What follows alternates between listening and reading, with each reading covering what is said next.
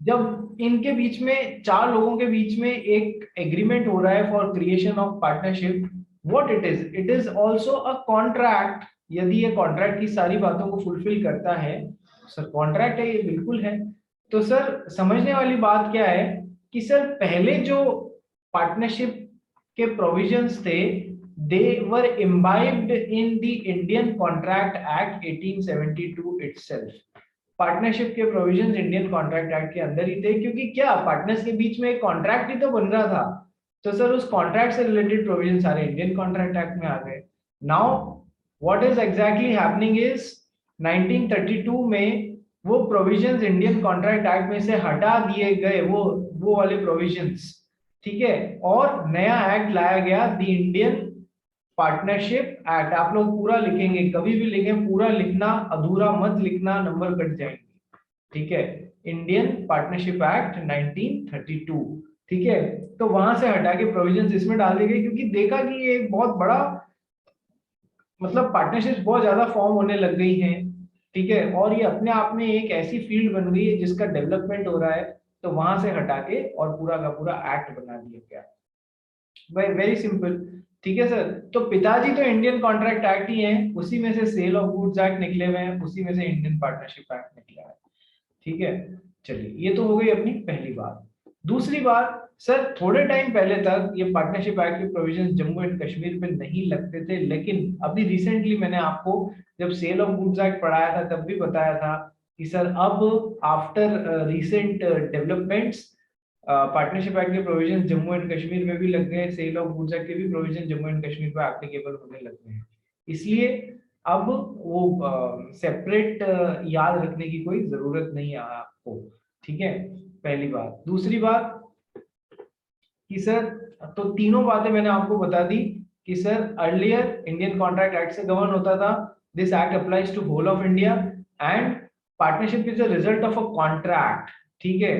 तो contract act का लगना लाजमी था इसमें पहले, और अभी भी लगता है। जो कॉन्ट्रैक्ट में बेसिक प्रोविजंस तो पूरे होने ही चाहिए जो फॉर्मेशन ऑफ अ कॉन्ट्रैक्ट के लिए होते हैं, ठीक है। 1932 में ये एक्ट एग्जिस्टेंस में आ गया। अब इस एक्ट के अंडर अलग अलग डेफिनेशंस हैं, निकुंज पढ़ना चालू कर, मैं समझाता हूँ। निकुंज।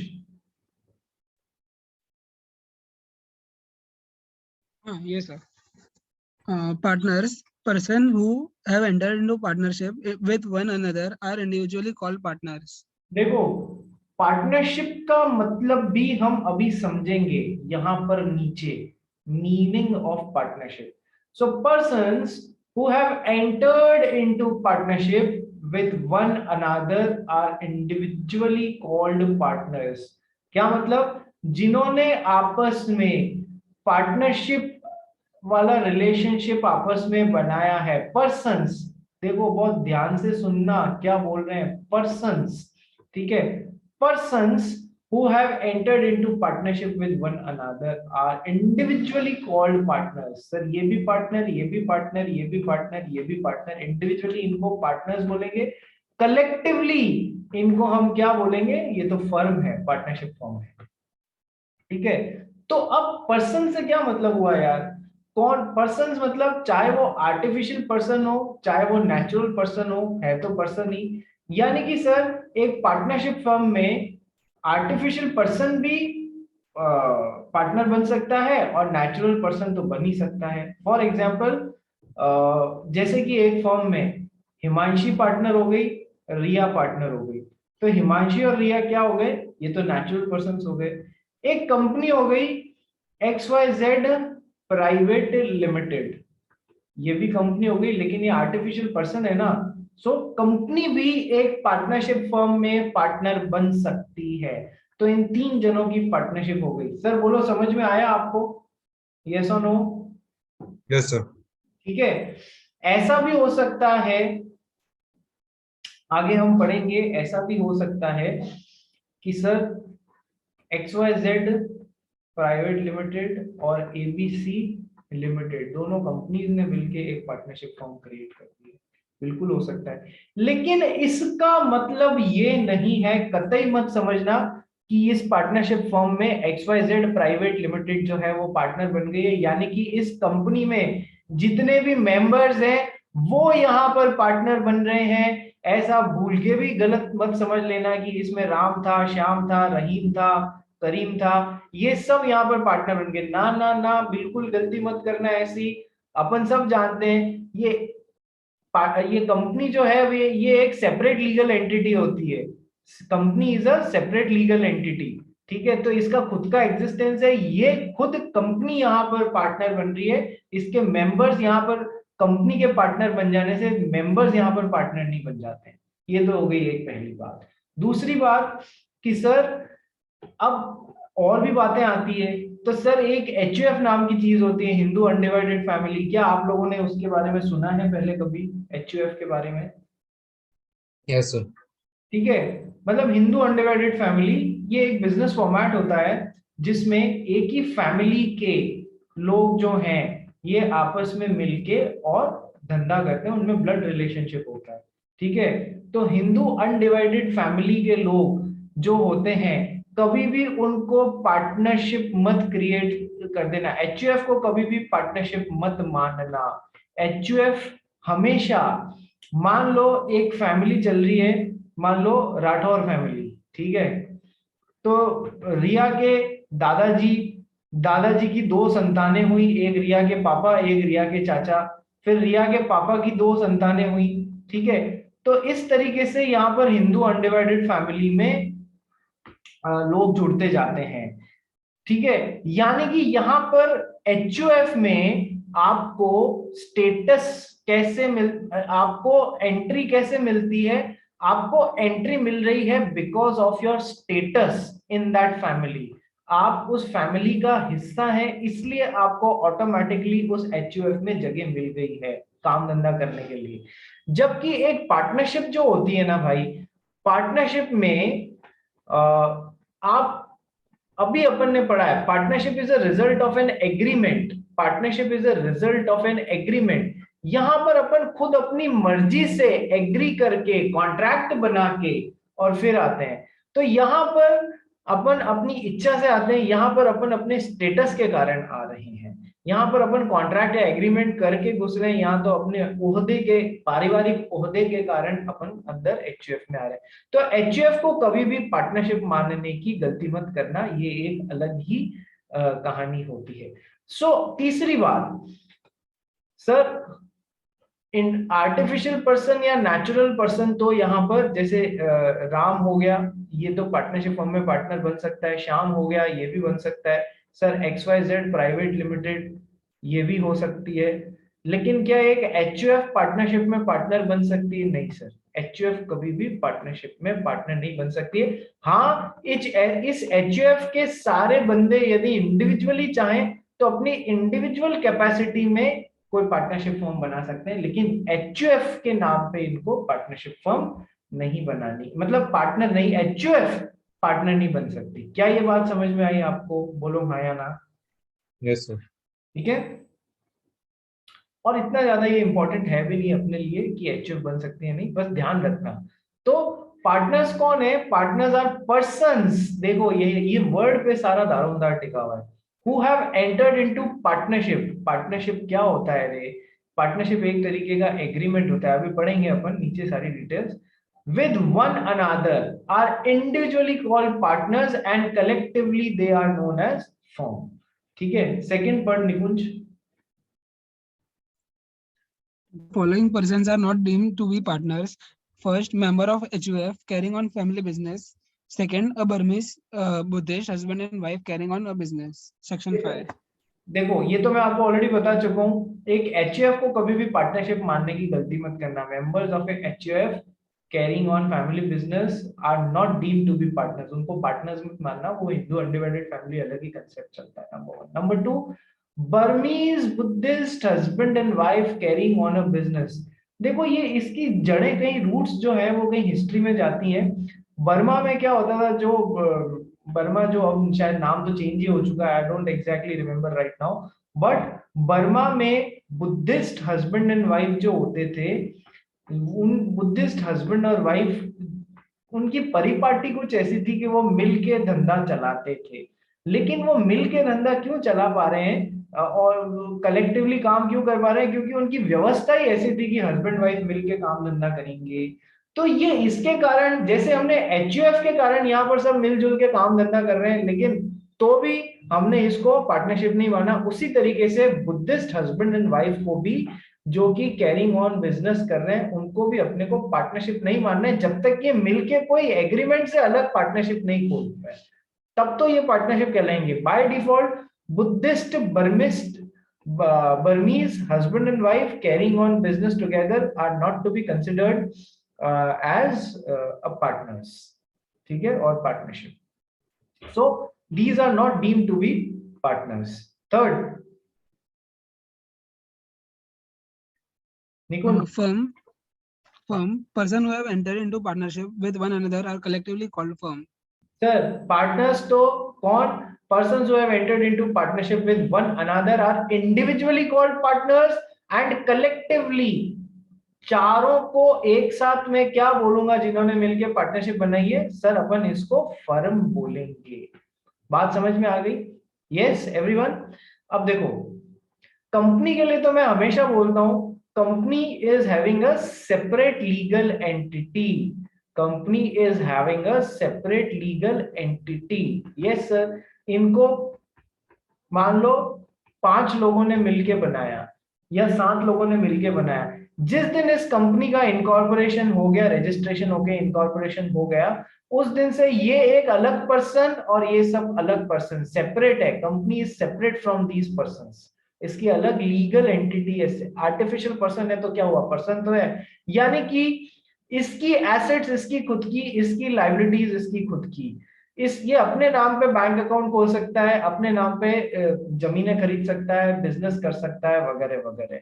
ठीक है, ये हो गई सेपरेट लीगल एंटिटी। लेकिन सर पार्टनरशिप जो है ना, मान लो इन 4 लोगों ने मिलकर पार्टनरशिप खोली, मान लो इन 4 लोगों ने मिलकर पार्टनरशिप खोली, तो सर क्या इनको और इस पार्टनरशिप फर्म को एक ही माना जाएगा, या जैसे कि कंपनी में होता था वैसे ही इस फर्म, ये सेपरेट एंटिटी हो जाएगी फर्म, और पार्टनर्स सेपरेट एंटिटी हो जाएंगे जिस दिन बनेगी उस दिन? बताओ क्या होगा? कंपनी के जैसा ही व्यवहार होगा फर्म के साथ में, फर्म भी सेपरेट ना पार्टनर्स भी सेपरेट, ये एक अलग legal entity, separate legal entity होगा या फिर नहीं होगा? Partners and partnership would be considered as one and the same, या फिर सेपरेट लीगल एंटिटी होगा? हाँ जीत पटेल बोल बेटा। Sir, one and the same as partners have unlimited liability. देखो, पार्टनर्स की अनलिमिटेड लायबिलिटी होती है, ये तो सब तुम सब अकाउंट्स के स्टूडेंट्स हो, तुमको ध्यान है ना? बोलो हाँ या ना। अरे यस, पार्टनरशिप पढ़ रहे हो ना तुम लोग सभी जने? ऑलमोस्ट ऑल पढ़ रहे हैं, 11वीं के स्टूडेंट्स को छोड़ के ऑलमोस्ट ऑल पढ़ रहे हैं। ठीक है, तो अब एक ध्यान रखना, कंपनी की एसेट्स, ये कंपनी है, कंपनी की एसेट्स खुद कंपनी की, कंपनी की लायबिलिटीज खुद कंपनी की। कंपनी की लायबिलिटीज जो है, यदि एसेट्स पूरी नहीं पड़ रही हैं, and if it is a limited company, that means its members are having limited liability, तो दैट मींस कंपनी को अपनी लायबिलिटी खुद को चुकानी होगी। वो उनके मेंबर्स से जाके पर्सनली वो पैसा वसूला नहीं जा सकता कि कंपनी नहीं चुका पा रही है तो आपको चुकाना है, नहीं। सेपरेट लीगल एंटिटी ये कंपनी का सबसे बड़ा बेनिफिट है कंपनी फॉर्मेट में धंधा करने का। जबकि आपने सेम 4 लोगों ने पार्टनरशिप खोल ली होती, तो ये पार्टनरशिप फर्म की कोई अलग सेपरेट लीगल एंटिटी नहीं है, कोई अलग सेपरेट लीगल एंटिटी नहीं है, नहीं है, नहीं है, ध्यान रखना। ठीक है, तो पार्टनरशिप फर्म जो है उसकी सेपरेट लीगल एंटिटी नहीं है, यानी कि ये जो पार्टनर्स हैं जिन्होंने ये पार्टनरशिप फर्म बनाई है, ये और ये एक ही माने जाएंगे। यानी इसकी एसेट्स, इसकी लायबिलिटीज को पूरा करने के लिए, मतलब लायबिलिटीज चुकाने के लिए पूरी नहीं पड़ रही है, तो फिर पार्टनर्स की घर की प्रॉपर्टी बेच के और इस पार्टनरशिप फर्म की लायबिलिटी चुकाई जाएगी। इसीलिए तो बोलते हैं partners are having unlimited liability. Unlimited liability ये वर्स्ट फॉर्मेट है धंधा करने का लायबिलिटी पॉइंट ऑफ व्यू से, लेकिन बिजनेस करने का इजी, सबसे कंप्लायंसेस बहुत कम है इसमें, इसलिए इजी है। आप बिल्कुल मुक्त जबानी भी धंधा कर सकते हो पार्टनरशिप खोल के, कोई रिटर्न में डीड की भी जरूरत नहीं है, एग्रीमेंट की रिटर्न में भी कोई जरूरत नहीं है। हाँ, एग्रीमेंट ओरल भी हो सकता है, जबकि कंपनी तो बिना एमओए, एओए, रजिस्ट्रार, इन सब कंप्लायंसेस के बिना कंपनी तो बनती ही नहीं है। तो partnership firm and partners are considered as one and the same, and partners are having unlimited liability, whereas it is opposite in the case of a company. Are you all getting that? बोलिए हाँ या ना। समझ Yes, आया sir. है सबको? आया? मोहित, Yes, sir. कुंज, निनाद, पलक, रिया, Ritesh, Himanshi, भानमी, Yes, sir. ठीक है। अब मुझे एक बात बताओ, देखो पढ़ तो रहे हैं, थोड़ा थोड़ा बेसिक में आपको इसलिए दे रहा हूं ताकि आप लोग है ना थोड़ा सा इसको और गहराई से समझ सको। जैसे अपन पढ़ते हैं प्राइवेट कंपनी में मिनिमम 2 जने होने चाहिए, मैक्सिमम कितने मेंबर्स हो सकते हैं प्राइवेट कंपनी में? 200. 200 होने चाहिए। रिया, कितने होने चाहिए एक प्राइवेट कंपनी में मैक्सिमम मेंबर्स? तो मैक्सिमम 50 आई गेस। रिया बोल रही है सर मैक्सिमम 50 ही हो सकते हैं, 50 के बाद में उसको प्राइवेट कंपनी बने रहने का हक नहीं है। रिया,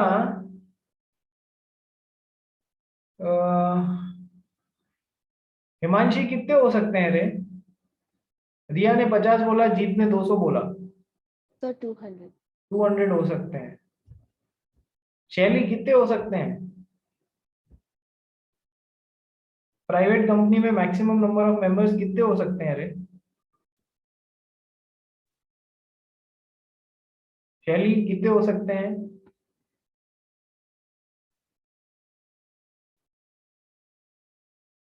अरे शैली शाह 200 बोल रही है, ठीक है, आज बात नहीं करना चाहती है। चलो, so it is correct that in a private company minimum number of members can be 2, maximum can be 200। यदि आपको 200 से ज्यादा जाना है तो आपको पब्लिक कंपनी, ठीक है। पब्लिक कंपनी में मिनिमम 7 मेंबर्स, मैक्सिमम कोई लिमिट नहीं है, no limit, maximum no limit, ठीक है सर। उसी तरीके से एक पार्टनरशिप में क्या होगा सीन, मिनिमम तो दो पार्टनर्स जरूरी है। मैक्सिमम कितने पार्टनर्स हो सकते हैं रे? मैक्सिमम कितने पार्टनर्स हो सकते हैं पार्टनरशिप फॉर्म? 50. 50। अच्छा, Sir, 100, no? 100, देखो आ गया कंफ्यूजन, 50 या 100, बताओ भाई। तो मेरे हिसाब से तो 50 था। मेरे हिसाब से 50 है, तुम्हारा हिसाब से सरकार चलेगी या लॉ चलेगा? पलक,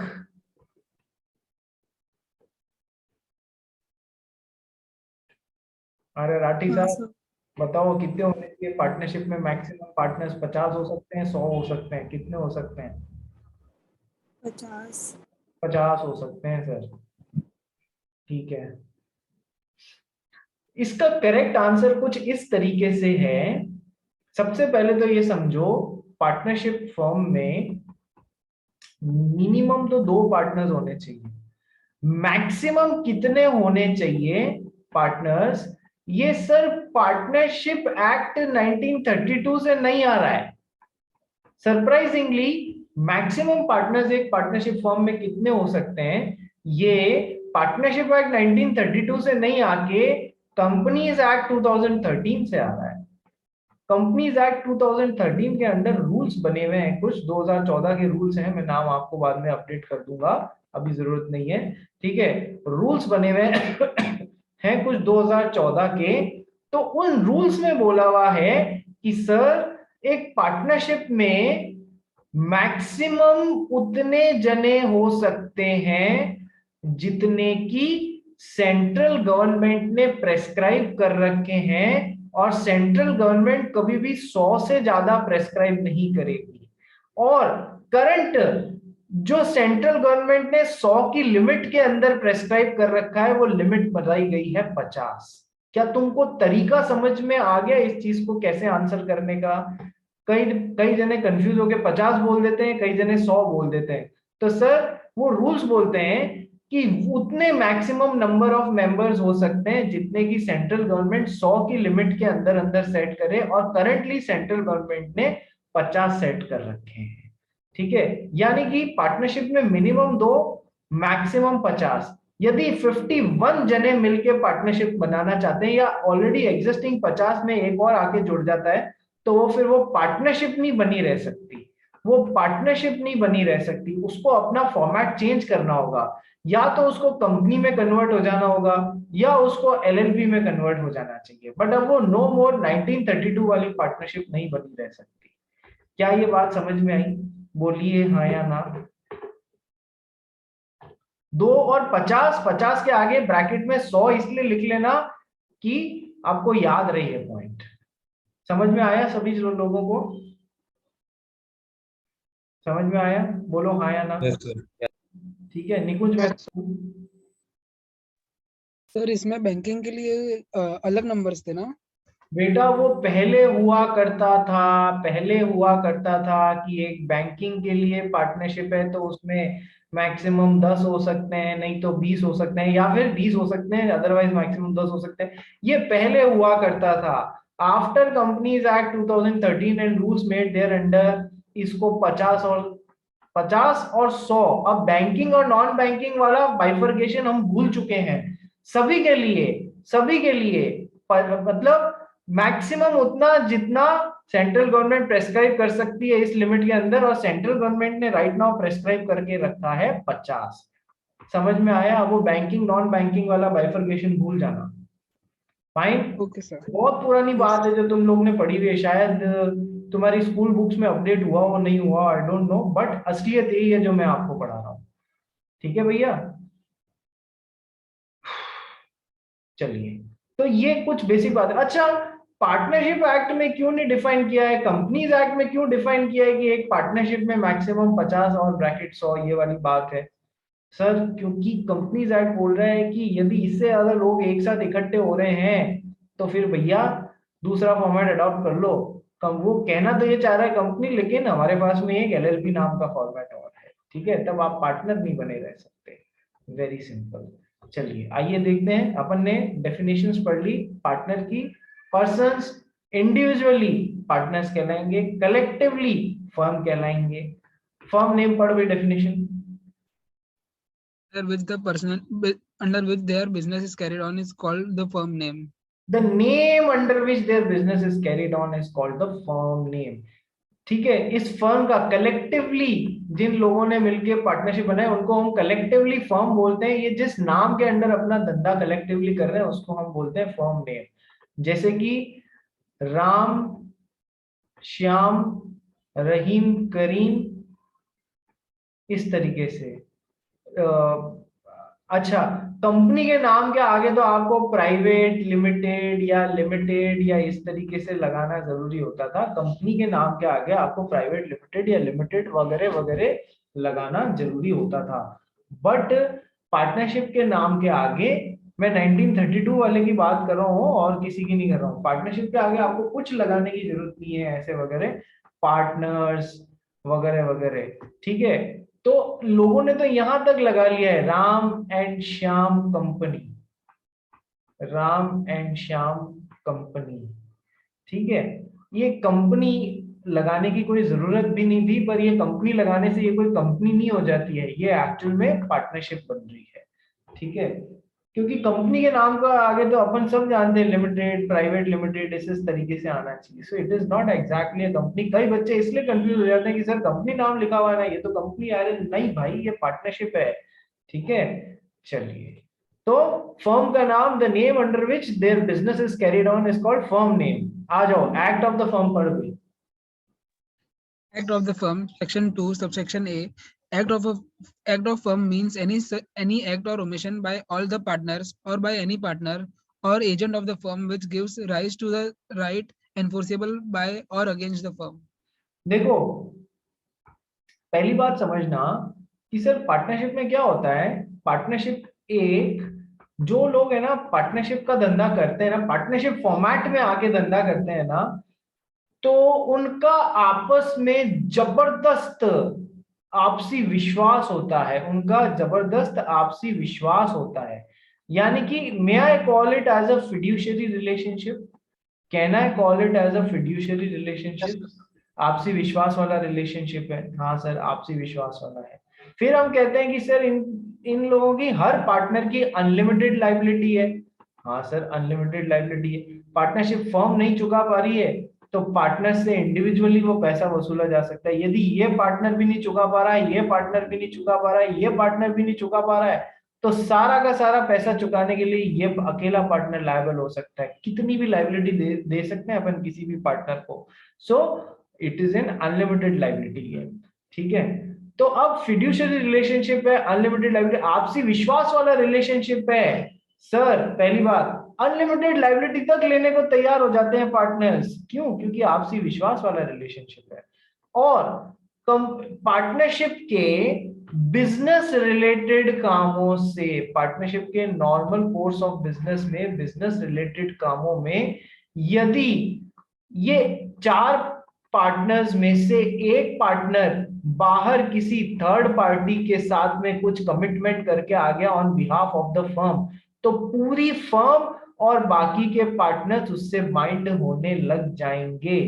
क्यों सर? बिकॉज ऐसा बोला जाता है that every partner is the agent of another partners. Every partner is the agent of another partners. यानी कि ये पार्टनर जो है, ये फर्म के बिहाफ पे किसी थर्ड पार्टी से कोई एग्रीमेंट बना के आ गया, तो एजेंट किसके बिहाफ पे काम करता है?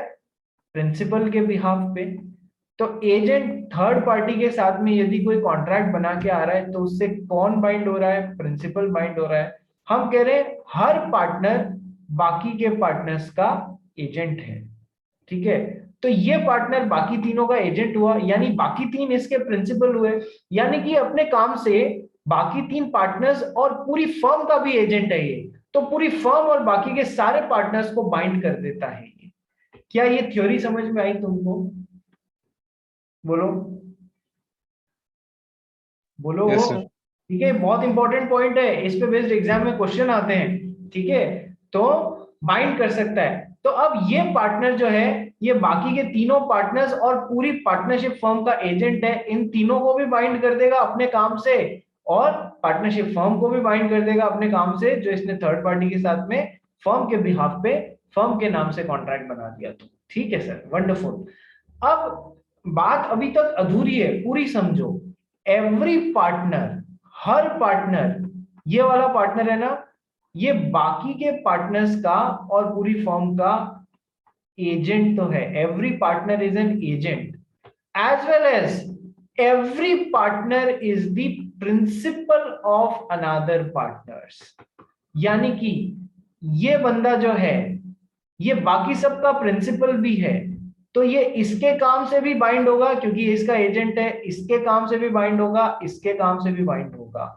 ठीक है, so every partner is agent of another partners and every partner is principal of another partners. यानी हर पार्टनर दूसरे पार्टनर के कामों से बाइंड होगा, वो उनका एजेंट, वो उनका प्रिंसिपल भी है। और हर पार्टनर जो काम करता है बिजनेस में, फर्म के बिजनेस के लिए, उससे बाकी के सारे पार्टनर्स भी बाइंड होने लग जाएंगे। तो हर पार्टनर एजेंट भी है और हर पार्टनर प्रिंसिपल भी है। क्या ये म्यूचुअल एजेंसी रिलेशनशिप समझ में आया?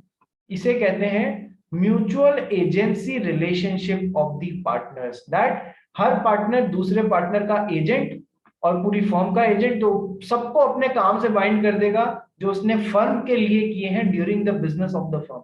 और हर पार्टनर बाकी के पार्टनर्स का प्रिंसिपल, यानी कि बाकी के पार्टनर्स से के किए गए कामों से वो बाइंड होने लग जाएगा। तो आपस में विश्वास है ना, तभी तो खुली छूट दे दी है भैया, बाहर जाके किसी के साथ में भी तू कुछ भी कॉन्ट्रैक्ट बिजनेस फर्म के बिजनेस के लिए बना के आ रहा है, उससे हम सब बाइंड हो जाएंगे। यानी आपसी विश्वास है, आपस में फिड्यूशियरी रिलेशनशिप है, तभी तो म्यूचुअल एजेंसी में बंधना स्वीकार किया। म्यूचुअल एजेंसी रिलेशनशिप का कंसेप्ट समझ में आया? हर पार्टनर बाकी के पार्टनर्स का एजेंट और हर पार्टनर बाकी के पार्टनर्स का प्रिंसिपल। वो बाइंड भी होगा और बाइंड कर भी सकता है।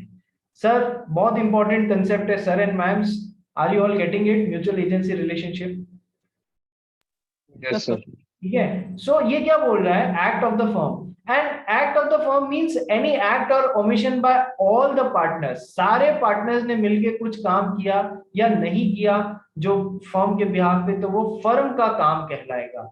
और बाय एनी पार्टनर, किसी एक पार्टनर ने भी काम किया है तो वो भी एक्ट ऑफ द फर्म ही कहलाएगा, because this person is not only the agent of another partners but also the agent of the entire firm. इसलिए इसको बोला जाएगा हर पार्टनर जो है उसने काम किया है वो एक्ट ऑफ द फर्म ही कहलाएगा, जैसे फर्म ने वो काम किया हो। अच्छा, या फिर इस फर्म ने सही में कोई एजेंट अपॉइंट कर दिया हो, पार्टनर नहीं, पार्टनर्स तो होते ही हैं, उसके अलावा भी कोई एजेंट अपॉइंट कर दिया हो, ठीक है, जो कि पार्टनर नहीं है बस एजेंट है, तो उस एजेंट के काम से भी तो प्रिंसिपल जो है वो बाइंड होने लग जाएंगे।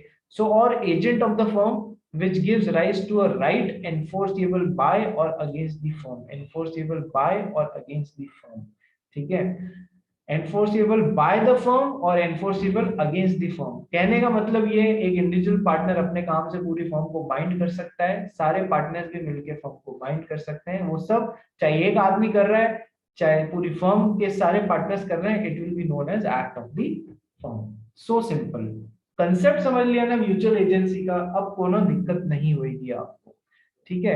तो अब अपन डेफिनेशन से पार आ चुके हैं, अब सबसे इंपॉर्टेंट कंसेप्ट और डेफिनेशन पढ़ना है अपने को, meaning of partnership and who are the persons who are competent to be partners. तो सर टाइम खत्म हो रहा है, कृपया आप लोग फटाफट सेम लिंक पे रिज्वाइन कर लीजिए, ठीक है, quickly on the same link.